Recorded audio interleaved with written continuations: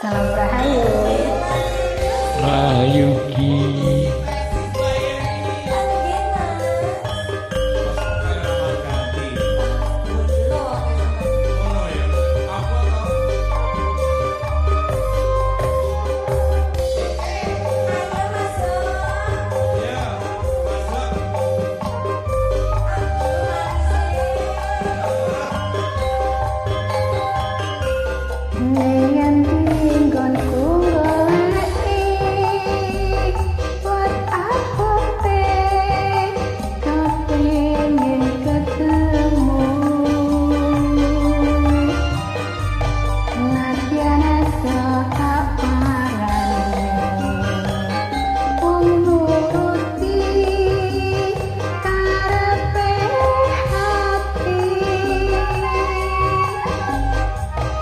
Bareng saiki ketemu kowe lunga ninggalake aku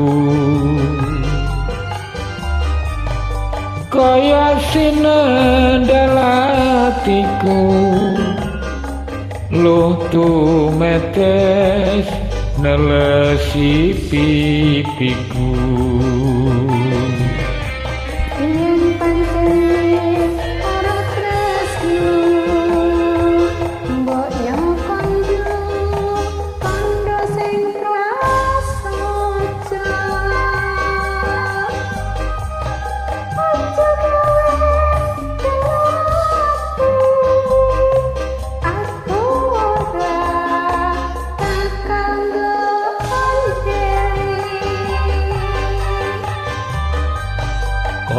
Kaya ngene lelakonku biyen ngopo kok dadak ketemu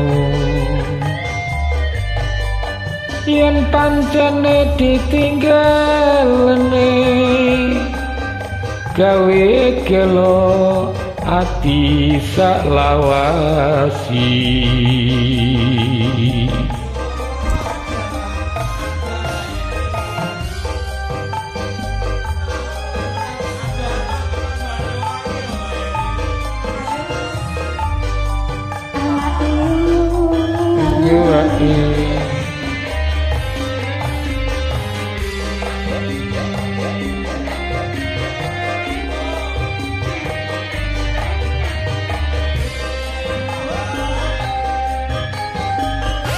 Ning ngendi nggon goleki pot-pote kepingin ketemu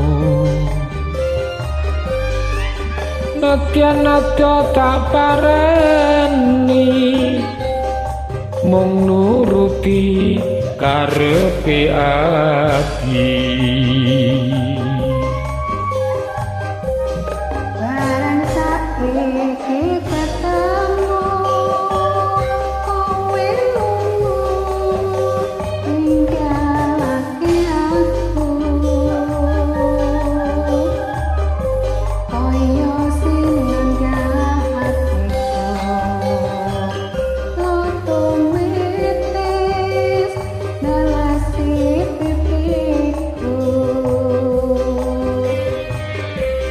Yen pancene ora tresno mbok yo kondo sing prasaja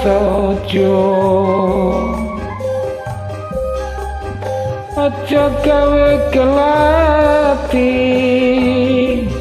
aku ora bakal gondeli.